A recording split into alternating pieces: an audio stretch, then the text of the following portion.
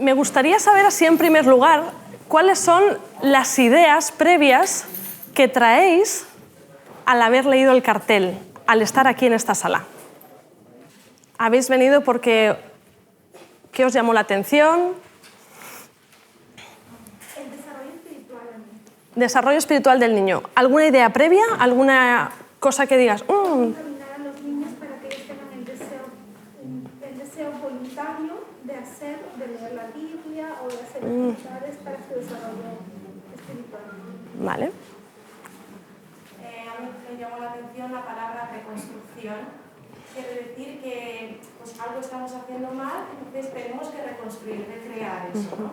Bueno, vamos a ver, no sé si alguien quiere decir algo más. Si no, nos ponemos manos a la obra. Porque estamos viviendo en una sociedad que lo que quiere es que nos demos prisa. Y nosotros ahora también nos tenemos que dar prisa. Algunos psiquiatras, especialmente la psiquiatra María Rojas Estapé, está diciendo que vamos con tanta prisa que estamos perdiendo el valor y el sentido de la vida. El 90% de las personas no saben por qué se levantan cada mañana. No hay un propósito, no hay un sentido. Y yo me pregunto qué nos está pasando, sobre todo como cristianos.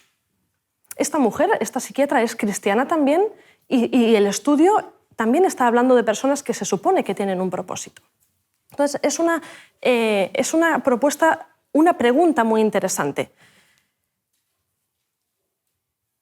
Muchos sociólogos están diciendo que vivimos en una sociedad autófaga, se está comiendo a sí misma, una sociedad rápida, acelerada, una sociedad que reacciona a los estímulos de forma impulsiva. Como si pararse a pensar, a meditar, no se valora tanto, ¿no? Y uno de los temas que nos trae a este congreso, que es la sexualidad, también se está transformando en algo rápido, en algo sin sentido, sin profundidad.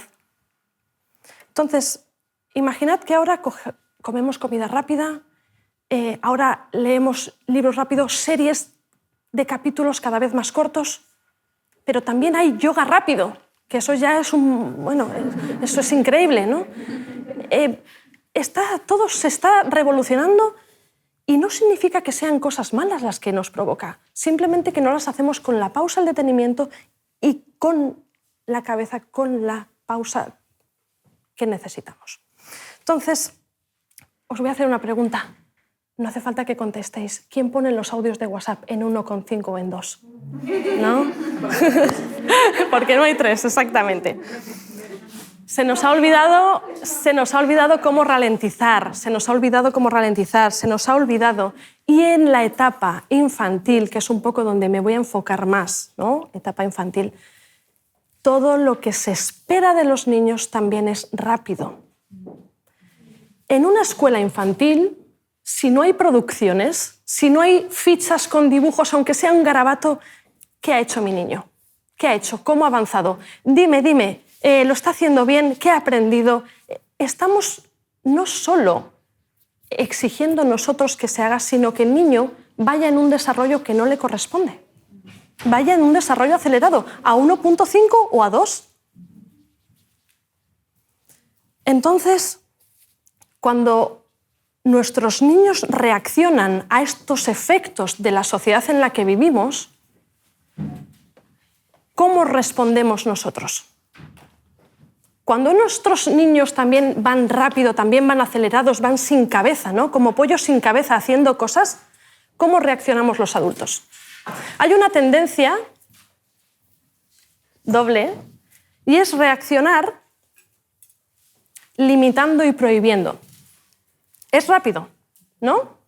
Por ahí no, esto no lo hagas, aparta.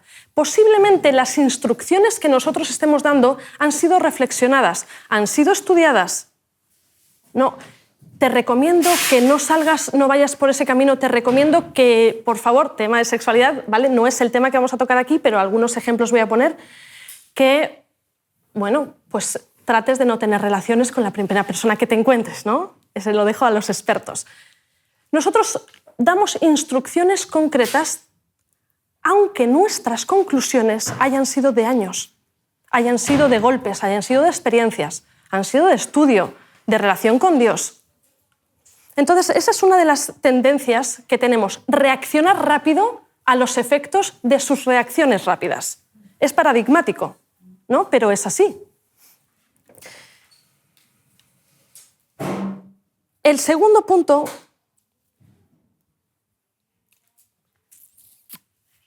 es que seguimos educando expertos. Me explico.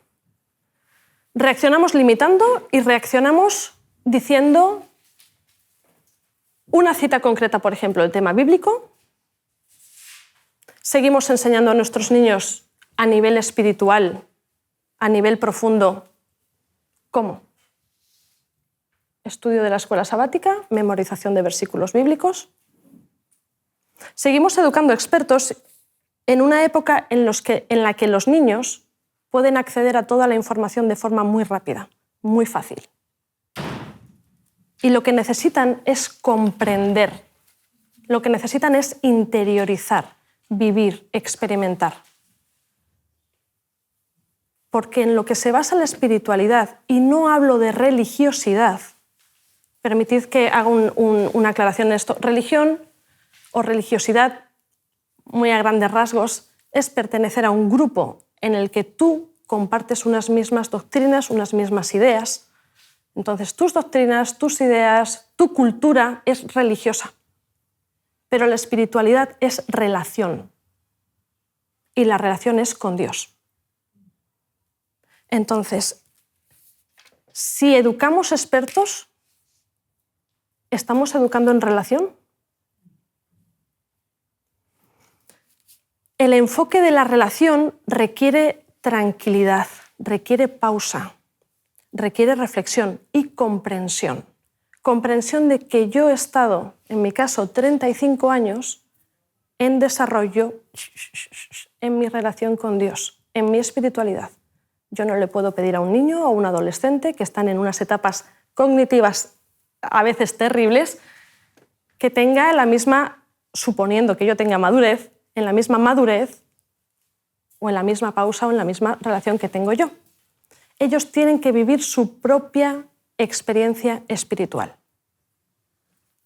Entonces, ¿qué es la experiencia espiritual? ¿Cómo comprenden a Dios? ¿Qué significa Dios para ellos?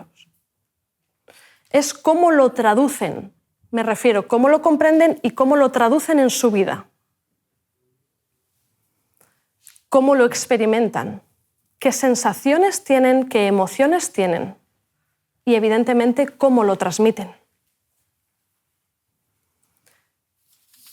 Y es interesante porque nosotros, ¿cómo podemos hacer esto? ¿Cómo podemos impulsar el desarrollo de la espiritualidad? ¿Hay un solo método? ¿Hay una sola forma? Bueno, para esto quiero que compartáis conmigo una dinámica, sí, muy fácil, muy fácil. Va a repartir mi compañera hojas para todos. ¿Todos tenéis una hoja? Bien. Vamos a hacer un avión de papel. ¿Os parece? Mira, yo lo traigo hecho porque a mí se me olvida. Yo tengo una memoria pésima, pésima.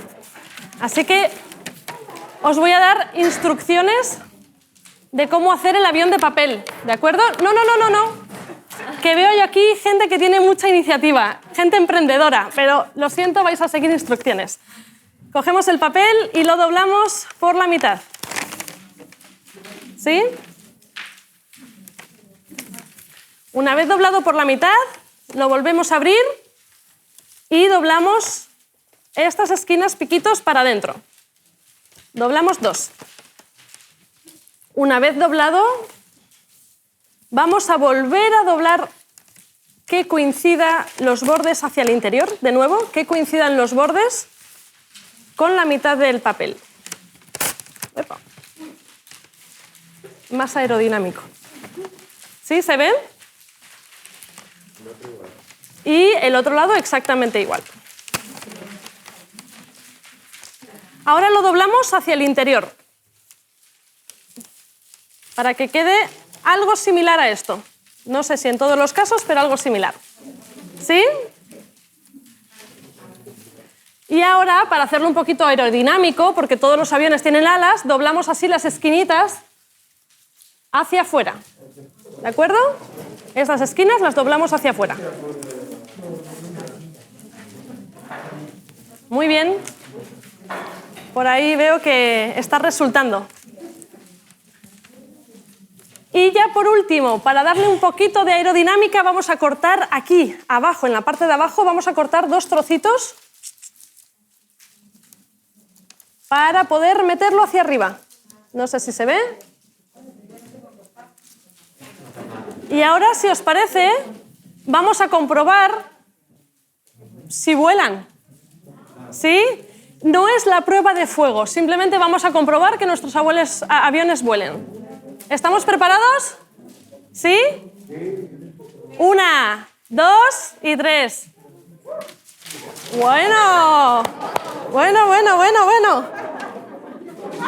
Oye, cuidadito. Ha salido muy bien, ha salido bien. Muy bien.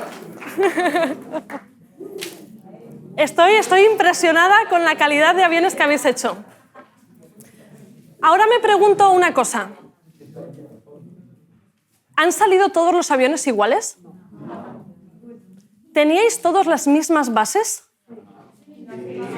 No. A algunos aviones les faltaban alas.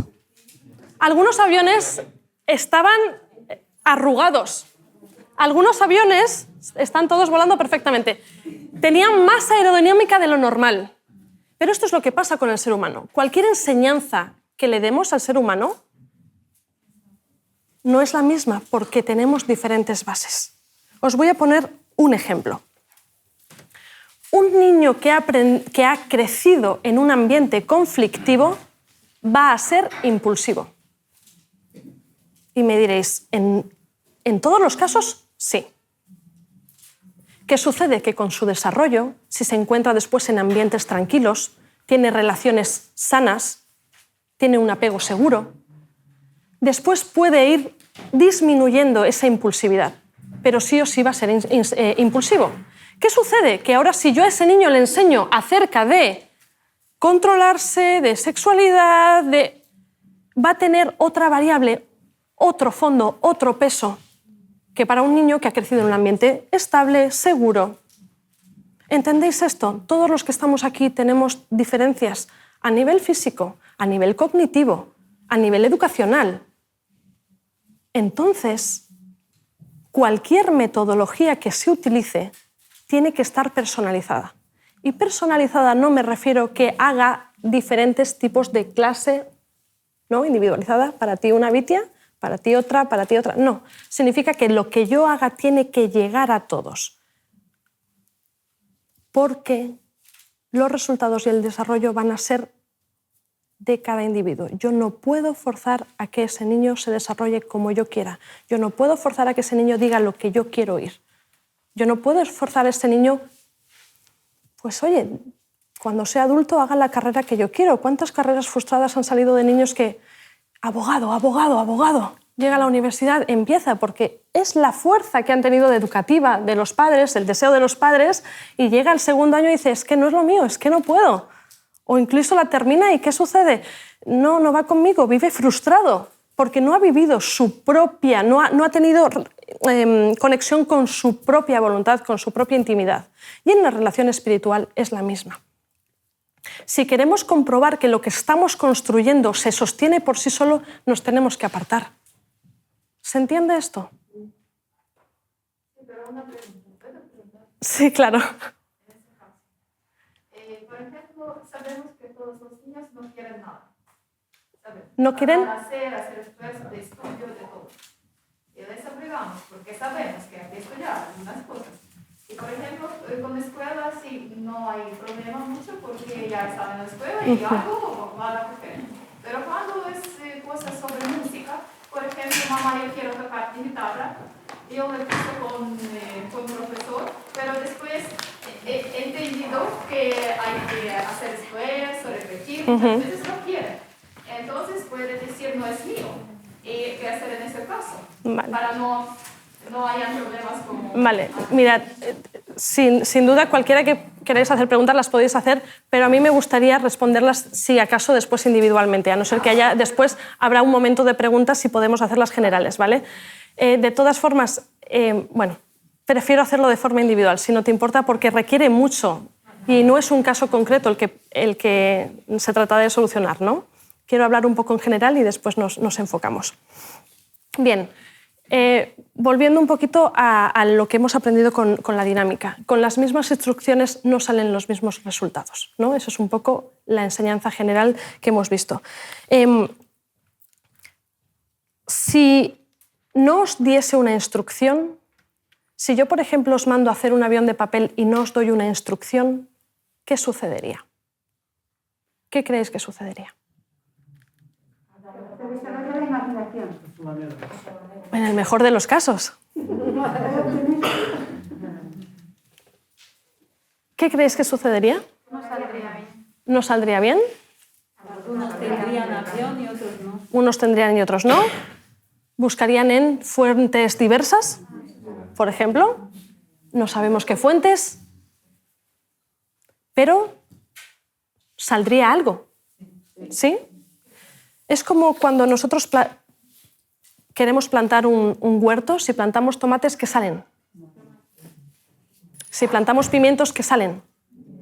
Y si no plantamos nada, ¿qué sale? Ahí está el punto. ¿No sale nada? No, sí sale algo. O sea, nosotros somos responsables de nuestros pequeños. Nosotros sí somos responsables de con qué los alimentamos y qué plantamos en ellos. Porque sí va a crecer algo. Pero va a crecer en medio de esta sociedad en la que vivimos. ¿Y qué es lo que tenemos ahora alrededor? Lo que estamos diciendo al principio, conseguir las cosas ya. Quiero hacer lo que hacen mis compañeros, quiero cambios de opinión, cambios de gustos, quiero tocar la guitarra, mañana quiero tocar la batería, ¿no? Pero estamos también en una época de autoconocimiento cuando somos pequeños. Entonces, hay que tener en cuenta que cuando no enseñamos algo o cuando no damos instrucciones, alguien más las va a dar. Y voy a hacer la pregunta del millón. Y esto nos toca a todos como educadores, como padres. Se nos olvida muchas veces que los niños son expertos en vivir en la incertidumbre. Y los niños son expertos en alimentarse del lenguaje no verbal. Los niños no aprenden de vuestras palabras y de vuestros discursos. Aprenden de lo que vosotros hacéis. Y es una forma de tirarnos un poco de las orejas y revisar nuestra propia vida. Esto yo creo que es algo básico que muchas veces lo estamos repitiendo, pero creo que no somos conscientes. Hacer el clic de que por mucho que les enseñemos de Biblia como expertos, saber una historia bíblica no le va a llevar a tener una relación con Dios. Saber que no debe hacer tal cosa no significa que él lo haya interiorizado y que comprenda cuáles son los beneficios de esa instrucción. Pero es importante, ¿no?, que la semilla esa sea plantada. Por supuesto. ¿Y cómo plantamos la semilla? Yo entiendo con la Biblia, ¿no?, que dice la Biblia que se la repitamos y que la escribamos en las paredes, que la pongamos acá, que la pongamos allá, para que ellos puedan conocerla. Yo sé que yo se lo diga no lo va a transformar, pero sé que el conocimiento, saber lo que yo plante, el Espíritu Santo es el que va a hacer. Es que fíjate que a veces se nos olvida y esto que estaba diciendo va en base al método de Cristo para testificar. ¿Lo conocemos? Jesús se acercaba a la gente con deseo de hacer el bien. Se mostraba simpático a los demás. Pensadlo vosotros como padres. Deseo hacerle el bien, me muestro agradable, me muestro tierno, aprovecho el contexto, me muestro simpático. Que eso es difícil, ¿eh? Yo lo entiendo. Se preocupaba por sus necesidades. ¿Sí? A veces las necesidades de un niño no son las mismas que las nuestras. Y cuando ya cumplía toda esa parte emocional, física, completa, le decía, sígueme. Y ahí cuando le sigue es cuando le puede decir, mira, Que la mejor educación sería... Evidentemente, pero es que y eso no se puede fingir, no se puede forzar. Entonces, ahí después, cuando le decimos sígueme, es cuando podemos enseñarle, y cuando nosotros con nuestro propio ejemplo, evidentemente, pero ya antes, le podemos enseñar, bueno, pues la importancia de los 10 mandamientos, por ejemplo, la importancia del ejemplo de los personajes bíblicos, ¿no? Como son ejemplo en nuestra vida, qué camino siguieron nosotros, porque son un ejemplo para ellos también. Es ahí entonces, pero un poco el método de Cristo para testificar nos puede servir a nosotros también. No es lo primero enseñar algo cognitivo. Si no hay una recepción emocional, la cognición no sirve para nada, ¿no? Va a estar bloqueada. En la metodología de Montessori me encanta porque a los 3 primeros años de vida lo llama el embrión espiritual. Es interesante, ¿no? A mí me gusta mucho ese término. Es importante que en los primeros años de vida, que es donde se desarrollan las interacciones sociales y se construyen los significados, ya los niños tengan cierta conexión con la figura de Dios, con lo que es Dios, que ya empiecen a experimentarlo. Esos primeros años de vida es donde se conectan hacen conexión las redes neuronales. Y justamente durante toda la infancia, hasta aproximadamente los 14, 16 años, todo eso que se planta con consistencia y con constancia puede quedarse en el cerebro. ¿Por qué digo esto? Porque en la etapa de la adolescencia hay algo que se llama poda neuronal.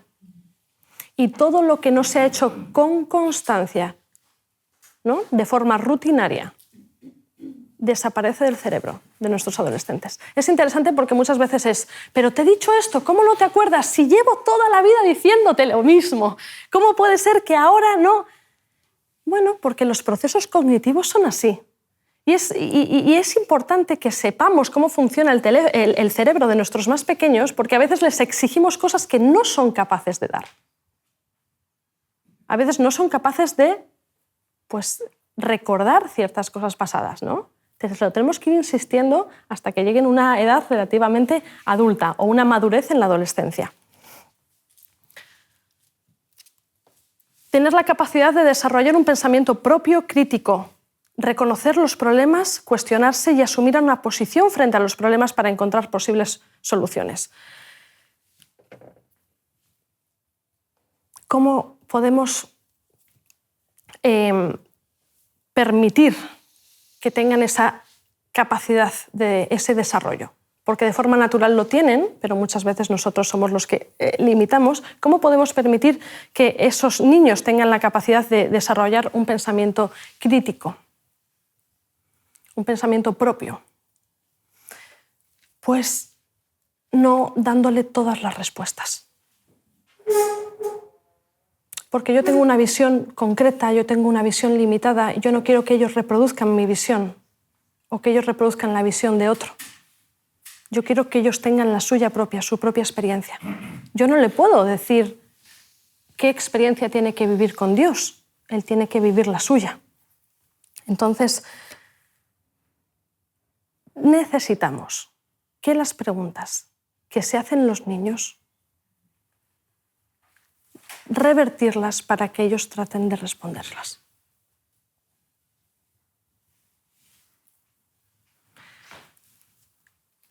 Mirad, en esta tendencia a formar expertos en nuestra Iglesia, llegamos a un punto de convertirnos en un grupo erudito y etnocentrista. Me refiero con esto. Pensar que los pensamientos que tenemos comunes son los válidos y cualquier otro pensamiento es malo. Hay que rechazarlo. Pero dentro de nuestra individualidad, seguro que todos los que estamos aquí no pensamos igual, aunque compartamos las mismas doctrinas fundamentales. Entonces, dentro de la educación que estamos proponiendo, lo que estamos haciendo es crear ciertos rechazos y ciertos conflictos. ¿Cuál es la idea?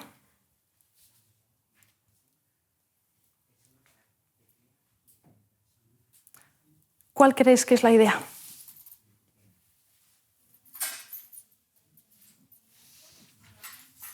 ¿Qué creéis que podemos hacer? Pues mirad, crear un aprendizaje constructivo.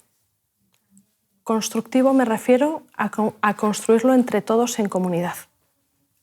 Compartir en comunidad para dar ese significado personal. Y ese aprendizaje constructivo lo traemos aquí, lo hemos traído, a través de una metodología que se llama Godly Play. Esta metodología, que vamos a experimentar dentro de un ratito, está basada en los principios de Montessori y en los principios de que los niños tienen igual acceso a Dios y a tener una relación con Dios que los adultos. Su forma de moldearlo es diferente a la nuestra, pero hay que comprender que al ser diferente tienen que desarrollarla ellos. Y que, aunque nosotros somos los que cuidamos y los que guiamos, al final ellos van a llegar a otras conclusiones posiblemente distintas de las nuestras, pero igual de respetables. Hasta los más pequeños hacen frente a cuestiones existenciales. Cuando a un niño de 4 o 5 años le preguntas, por ejemplo, sobre la muerte, él tiene sus propias ideas previas. Y es así. Pero al igual que Dios, de Dios también tiene sus propias ideas previas. Entonces, lo que tratamos de traer es cómo los niños pueden experimentar a Dios a través del juego. ¿Cómo pueden vivirlo así? Mirad, hay una cita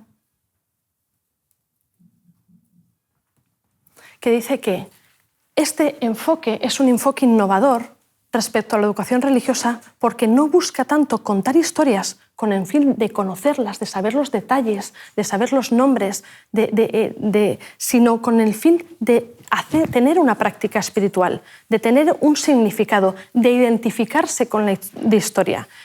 Esa identidad personal y también de sentirse identificado con Dios a través de la narración y la escucha activa. El ideal pedagógico de este enfoque es que desde la más temprana edad los niños sean invitados a experimentar y llegar a ser cada vez más conscientes de la llamada espiritual o de Dios dentro de las historias sagradas, la llamada de Dios dentro de la Biblia y también de su propia respuesta profunda como algo natural, y está proporcionado por la narrativa religiosa. A través de Godly Play, de las historias, de la práctica reflexiva de la comunidad de las personas que se reúnen a jugar, escuchamos la más profunda de todas las invitaciones, una invitación a salir a jugar con Dios. Y en este momento es cuando me gustaría mostraros, hay sitio para 9 personas aquí que se puedan sentar, el resto se pueden acercar en círculo, y mostraros una de las historias de Godly Play para que veáis cómo se puede transmitir a través, ¿no?, sobre todo enfocado en las escuelas sabáticas infantiles, cómo se puede transmitir la historia a los niños y cómo podemos hacer que ellos reflexionen sobre las historias bíblicas. Así que los que podáis me acompañéis por aquí. Vamos a mantener un ambiente de silencio y me gustaría preguntaros si estáis preparados. No. ¿Os sentís preparados? Estamos nerviosos. Sí. Y el Espíritu Santo Vamos. es hermoso, ¿eh? Pues vamos a empezar. El desierto es un lugar muy peligroso. Cuando viene el viento, cambia de forma. Nunca tiene la misma forma. El desierto es tan peligroso que la gente no entra allí sin un propósito.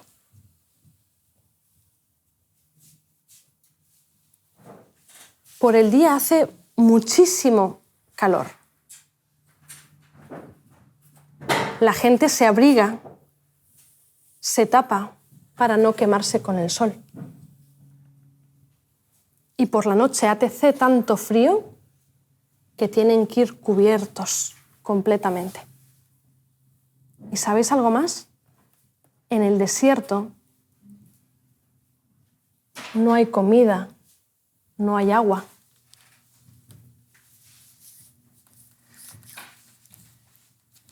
Es un sitio muy peligroso.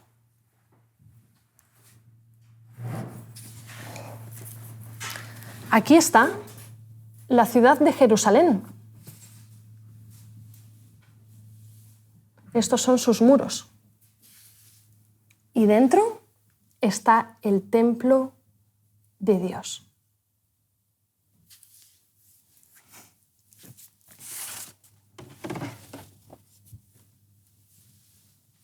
Esta es la ciudad de Harán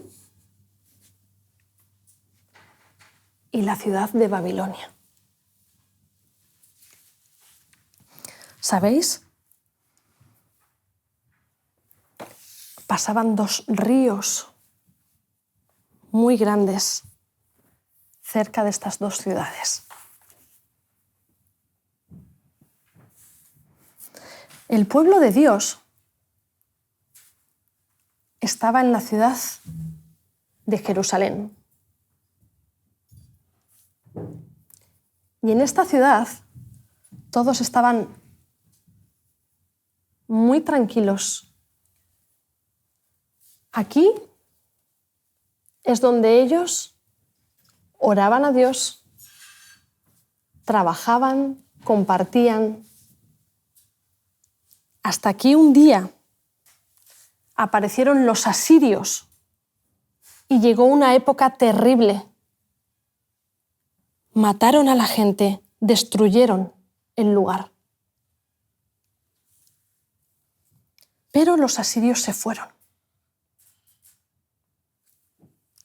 Lo que no esperaban es que apareciesen los babilonios, pero los babilonios decidieron quedarse y destruir las murallas de Jerusalén.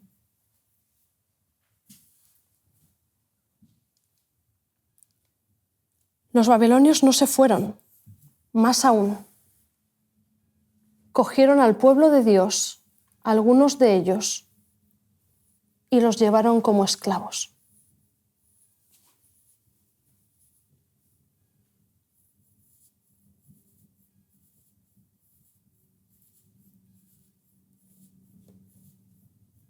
El pueblo de Dios pensaba que solo podían estar con Dios en Jerusalén, en su templo. Así que cuando vagaban por el desierto, cada vez que oraban lo hacían mirando a Jerusalén, pensando que Dios estaba allí. Durante ese tiempo en el desierto, durante tantos años, hasta llegar a Babilonia, tenían que hacer lo que los soldados querían, lo que los soldados decían. Se acostaban donde los soldados decían. Caminaban al ritmo que los soldados pedían. Muchos de ellos murieron por el camino.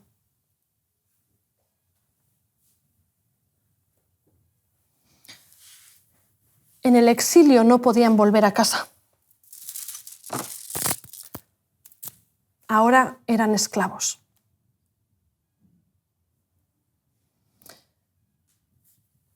Estando en Babilonia, seguían acordándose de su Jerusalén y seguían girándose cada vez que oraban.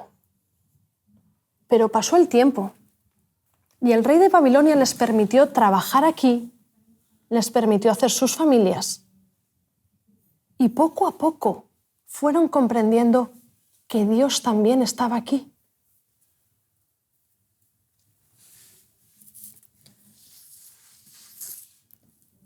Inesperadamente, después de un tiempo, apareció un nuevo rey.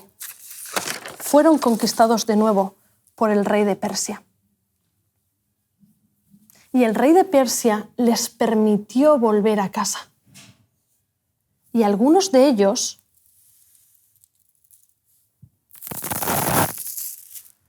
decidieron volver a Jerusalén. Algunos de ellos, pero no todos.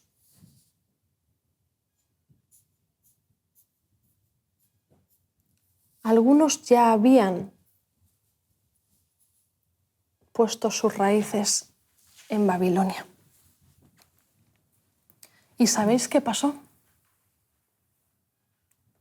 Que algunos de los que vivían en Babilonia no comprendían por qué ellos no querían volver.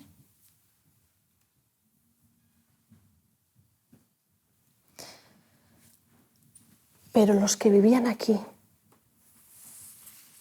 y el resto aprendieron y ahora sabían que Dios estaba en cualquier lugar donde ellos se encontrasen.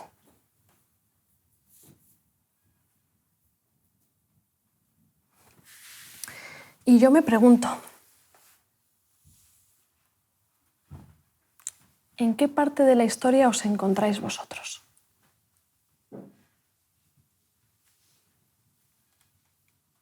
Yo me pregunto si os sentís identificados con alguno de ellos. Si pudieseis coger una de estas figuritas que os representase, ¿dónde os colocaríais?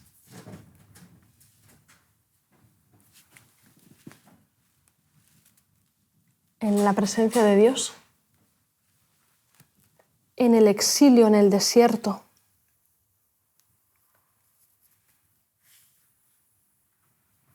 ¿Viviendo apartados de Jerusalén? Quizás en Babilonia. Quizás en el río, en un punto intermedio. ¿Qué se puede decir? Claro. Cada uno de vosotros puede coger una figura, podéis acercaros, coger una figura y colocaros en el lugar donde creéis que estáis, que os encontráis. ¿Cambiaríais algo de esta historia?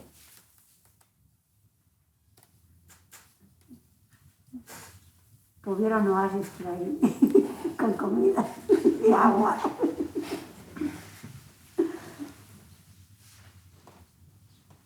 Yo cambiaría que no hubiesen muerto tantas personas durante todo el proceso de la historia. Y que algunos se acomodaron allí y ya no se giraban hacia aquí. Hicieron sus casas muy bonitas, les iba bien. Pero aprendieron más que los que se quedaron allí, porque aprendieron que Dios está en todas partes, no solamente donde ellos creían. También me preguntaría por qué Dios ha permitido que pase todo esto. ¿Debido a qué y para qué? Que aprendamos. Debido a la ¿no? Hoy venía escuchando la de eso, en la escuela sabática, decía que a causa de nuestra rebeldía, ¿no? Pasan todas estas cosas que al fin y al cabo es para aprender. Yo aprendí, bueno, no sé si puedo. Sí, claro. Aprender un poco de la comodidad que tenían de decir estamos bien, que o sea, ya llevamos 2 años viviendo en una situación donde nuestra comodidad que podíamos tener se ha visto totalmente sacudida y decir, no siempre va a ser así. O sea, pensar, aprender eso. Claro. Y que no son las murallas las que me protegían, ¿sabes?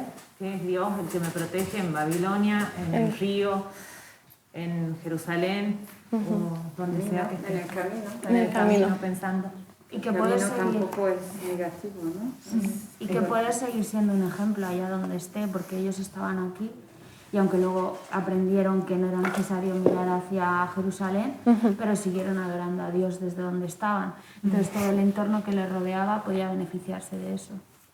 Y ahora me acaba de venir a la mente la canción del miedo, perdón.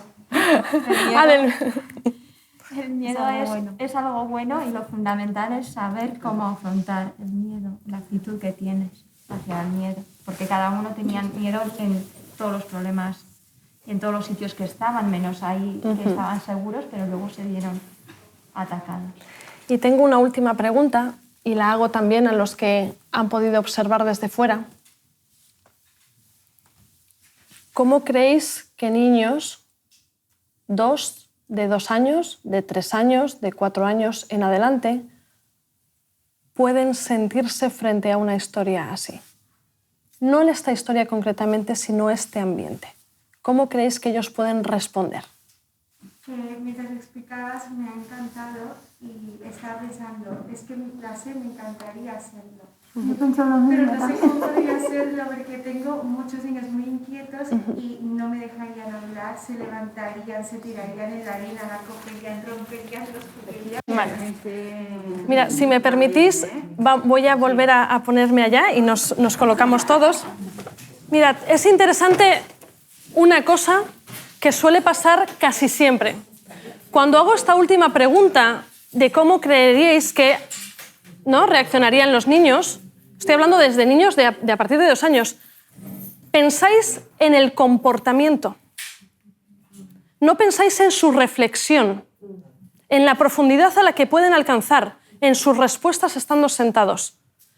Disculpad que estamos a punto de terminar, quiero hacer la conclusión porque se nos ha ido un poquitito. No, disculpa. Quiere ser parte de esa, lo que eso quería decir. Sí. Sorprendentemente, si se aplica a esto, los niños se pueden quedar sentados sin problemas si eso es lo que nos preocupa. A mí lo que me interesa es lo que sacan de este ambiente y de estas enseñanzas. Es increíble la profundidad de pensamiento que tiene un niño y lo que uno descubre ahí sentado, lo que uno aprende, escuchando a niños tan pequeños sacar conclusiones casi de teólogos experimentados. Es increíble lo que les puede mover el experimentar una historia, viéndose reflejada en ella, sintiéndola, viviéndola. No les ponemos entre la espada y la pared de cuál es el versículo de memoria. Estamos viendo cuál es su capacidad memorística. No todos los niños tienen capacidad memorística. ¿Cuál es la historia? Dime el detalle, cómo se llamaba, en qué ciudad. ¿Te acuerdas de qué pasó ahora? Disfrutar de la historia, vivirla y después ver qué me saca la historia a mí, ver qué me saca. Porque en esa relación, en esa interacción, porque esto es una interacción con Dios, es jugar con Dios, es donde se está desarrollando la espiritualidad de los niños. Mirad, así para terminar esta, y ya sé que ya estará el tiempo, esta metodología de Godly Play es la que se pretende, la que se está intentando aplicar en las escuelas sabáticas infantiles. Esto es solo un aperitivo para unas formaciones que se están dando y que se van a dar, porque es una metodología que realmente puede ayudar a nuestros niños y nos puede ayudar a nosotros. ¿Sí? ¿Alguna pregunta? Sí. Yo tengo una pregunta. ¿Tú crees que es mejor que, por ejemplo, la persona que cuente su historia sea pues, la mamá o el papá de uno de los niños, o es mejor que sea alguien de fuera del círculo por intentar generar ese respeto en el ambiente o que no se rompa quizá por confianza ese ambiente? No hay ningún problema cuando es un papá o una mamá los que se implican y lo hacen. No hay ningún problema siempre que se sigan ciertas estructuras. Quiero decir que a veces hay que limitarse un poco con los propios, ¿no? Entonces, no hay ningún problema, sea quien sea. Lo importante es el clima que se crea, el ritmo y lo que lo acompaña. Esto es solo una parte de todo el programa, pero no es trascendente, realmente no lo es. Hay una estructura, es que justo lo has dicho ahora, que hay una estructura para Sí. seguir a la hora de contar la historia y tal, esto lo veremos más durante... Sí. Vale. Sí, se sigue desarrollando así, la formación va a ser completa en cuanto a la narración, el clima, el aula, todo es muy, muy, muy importante. No nos va a dar tiempo, pero bueno, en adelante se hablará de la importancia que tiene el ambiente, la colocación, los materiales y nos podemos olvidar del comportamiento o no de los niños si nosotros lo aplicamos adecuadamente. Y disculpad que haya sido una finalización tan abrupta. No sé si hay alguna preguntita más que pueda responder así rápidamente. Sí.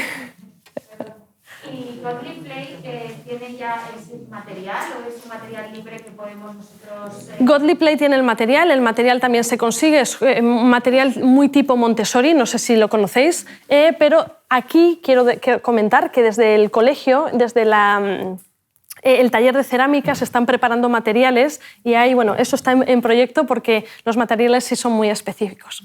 ¿Vale? Es verdad que los originales son súper caros, entonces, bueno, para poder complementar, se pueden hacer de forma manual. O sea, si tenéis ese equipo de iglesia o familiar, es una maravilla poder hacer estas cosas. Bien, pues lo dejamos aquí, si os parece.